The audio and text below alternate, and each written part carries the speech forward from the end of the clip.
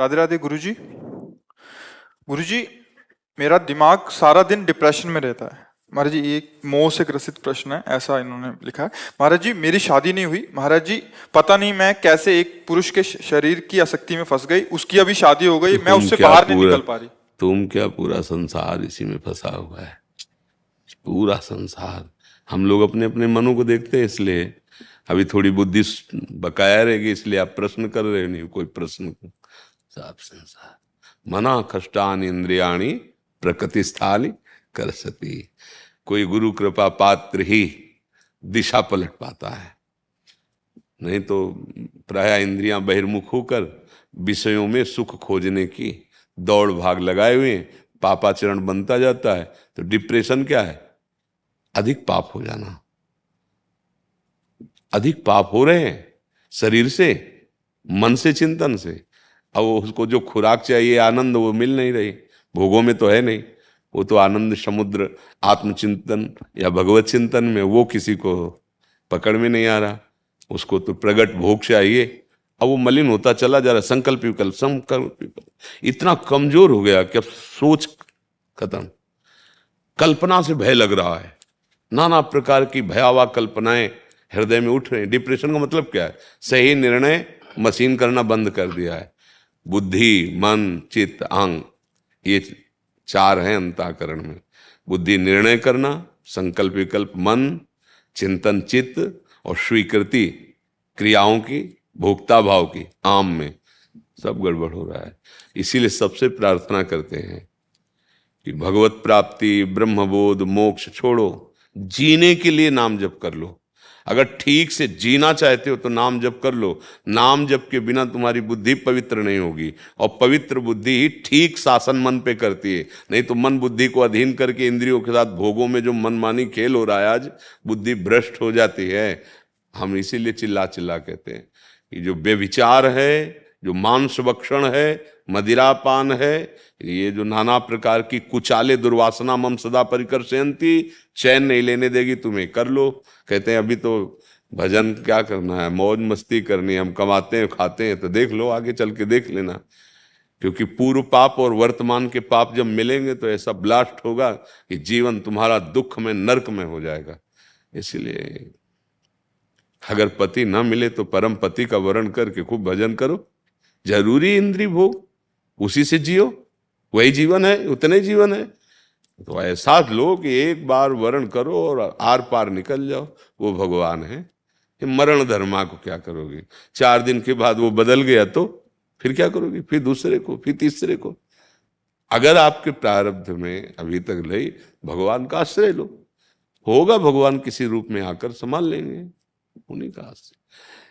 हमारे पास एक ही उत्तर है, भजन के बिना तुम्हारी दुर्गति, चिंता, शोक, भय, किसी की ताकत नहीं है, किसी के जंतुर में और किसी के नाना प्रकार के ड्रामे में। एकमात्र वारी मथे घृत होए बर सिकताते बर तेल, बिनु हरि भजन न भवतरी या सिद्धांत अपेल। अगर भजन नहीं करोगे तो दुखों का नाश करने की सामर्थ्य किसी में भी नहीं है।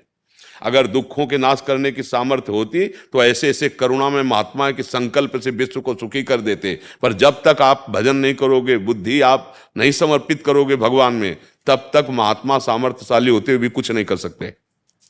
लगे तो हैं बड़े बड़े संत महात्मा तप के द्वारा, भजन के द्वारा जगत मंगल का, पर जब तक आप स्वीकार, रसोई बना के दे दिया, आप ना खाओ तो अच्छा, आप खा लिए उल्टी कर दिए तो आपका। इसीलिए भगवान ने गीता में ज्यादा अर्जुन जी से ही कहा, आप चिंतन करो, आप अपने मन को मेरे को दो, आप बुद्धि मय्येव मन आदत सो मई बुद्धि निवेशे तो निवेशेति मय्येव अत ऊर्ध्वम न संशया, तू मेरे में निवास करेगा। मन मना भो, मेरे को मन दे दे, मेरा चिंतन कर। बस वही बात हम बार बार दोहराते हैं कि समस्त दुखों का नाश करने में समर्थ है राधा राधा राधा राधा। अगर भगवान नाम जप नहीं चल रहा है, भगवद आश्रित नहीं हो, तो कोई भी हो, कहीं भी हो, पुण्य प्रताप से कितने भी ऊंचाई पे बैठे हो, दुर्गति पक्की है। क्योंकि तुम्हारा मन अपनी मनमानी करेगा। बोले बड़े लोगों की पार्टी हो रही, क्या मदिरापान, व्यभिचार, जितने गंदी बातें ना, बोले तो बड़ी पार्टी है। तो बड़े लोगों को सुधारने के लिए बड़ा डिपार्टमेंट है, यमराज, नर्क और यमदूत। वो बड़ी पार्टी आएगी आपका स्वागत करने के लिए। किसी की ताकत नहीं त्रिभुवन में, तुम्हारा रुपया पैसा पद अधिकार कोई भी घोष नहीं चलेगी। और वो देह मिलेगी जिसमें मरोगे नहीं। ये देह तो मर भी जाती है, वो यातना देह मृत्यु को प्राप्त नहीं होती। चाहे आग में डाल दिया गया तो जितने वर्ष भुनना भुनते रहोगे, मरोगे नहीं। बचो, नरक की यंत्रणाओं से बचने के लिए हरिनाम गरज रहा है। भगवान नाम जप करो, भगवान नाम कीर्तन करो, ये गंदी बातें मत करो। शराब पीना, व्यभिचार करना, मांस खाना, चोरी करना, हिंसा करना, ये दुर्गति मिटाने के लिए मनुष्य शरीर मिला है, दुर्गति बढ़ाने के लिए नहीं।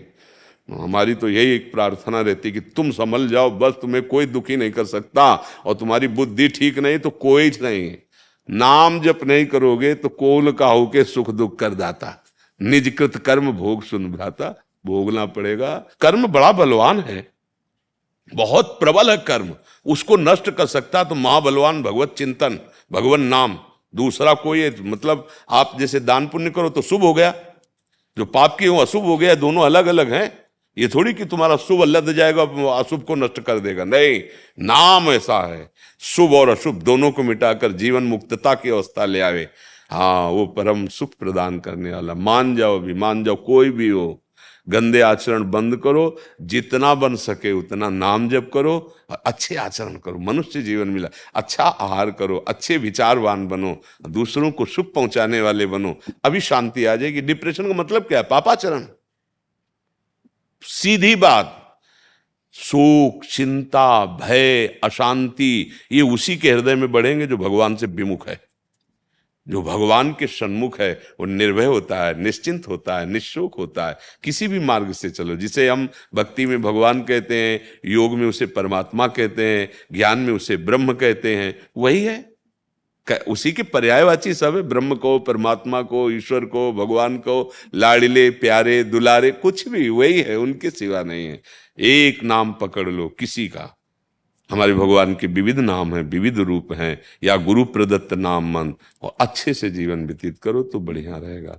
जरूरी नहीं कि हमको किसी पुरुष का आश्रय लेना ही पड़े। परम पुरुष का क्यों आश्रय नहीं ले? जब हमें आश्रय ही लेना तो पुरुषोत्तम का क्यों आश्रय न ले? भगवान का आश्रय ले ले। तुम हो एक गोचर सबके प्राणपति। हाँ, सब बस यही समझ में आना। नखल गोपिका नंदनो भवा नखिल देहिना मंत्रात्म दे। गोपीजन कहती है, मैं जानती हूं कि आप केवल यशोदा नंदन ही नहीं है, आप सबकी अंतरात्मा में विराजमान आत्म तत्व हैं। नखल गोपिका नंदनो भवा नखिल देहिना। वो बस समझ आ जाए। संत समागम का मतलब होता है समझ ठीक होना। संतों का आशीर्वाद होता है तुम्हारी बुद्धि भगवान के सन्मुख हो जाए। सन्मुख होए जीव में जब ही जन्म कोट यज्ञनाश होता है। भगवान की शरणागति, भगवान की सन्मुखता बिना संतों की कृपा के नहीं होती। साधु समागम मिला तो मतलब भगवत कृपा हो गई। अब मोहि भाव भरोस हनुमंता बिनु।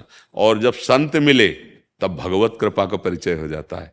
भगवत कृपा से संत मिले और संत से भगवत कृपा का परिचय हो जाता है, और वो परम पद का अधिकारी बन जाता है। बिना प्रयास होई भव भंगा, बड़े भाग पाइप सत्संगा।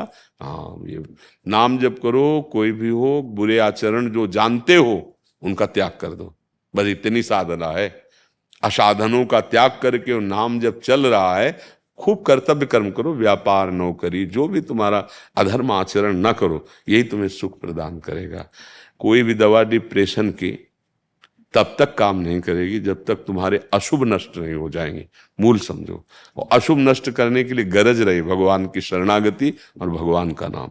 भगवान कह रहे ना, सर्वधर्मान परित्यज्य माम एकम शरणम व्रतो अहम त्वाम सर्व पापेभ्यो मोक्षयिष्यामि मा शुचा। और नाम संकीर्तनम यस्य सर्व पाप प्रणाशनम। दो बातें बड़ी जोर की है। भगवान की शरण में हो जाओ और भगवान का नाम कीर्तन करो। नाम जब किसी भी मार्ग का पथिक को मानो, संन्यास मार्ग का पथिक है तो प्रणव भी तो भगवान का ही नाम है ना। ओम भगवान का ही तो नाम है ना। हाँ, तो सब हमारे भगवान के अनंत नाम है, कोई भी एक नाम जपो। तो बिना नाम जप करे किसी का मंगल नहीं। जैसे देखो नारायण नारायण कहते ना सन्यासी, स्वामी जी ओम नमो नारायण तो बोले नारायण नारायण, बिना नाम के नहीं। इतने बड़े परम सन्यासी अवधूत स्थिति में श्री सनक सनंदन सनातन सनत कुमार जी रहते दिगंबर, और हरिशरणम हरिशरणम हरिशरणम, बिना हरिशरण के